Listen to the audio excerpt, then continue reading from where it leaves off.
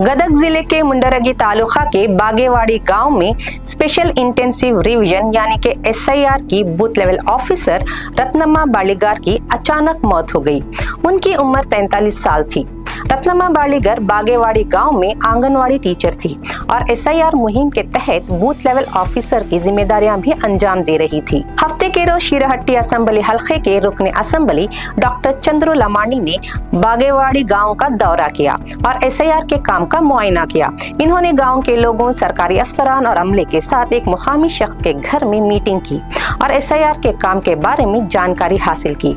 इस मीटिंग में डॉक्टर चंद्रू लमानी ने रत्नम्मा बालीगर के काम की तारीफ की थी और चंद ही मिनट बाद चाय पीते हुए रत्नम्मा बालीगर अचानक बेहोश होकर गिर गईं और उन्हें फौरन अस्पताल ले गए, लेकिन रास्ते में ही दिल का दौरा पड़ने से उनकी मौत हो गई।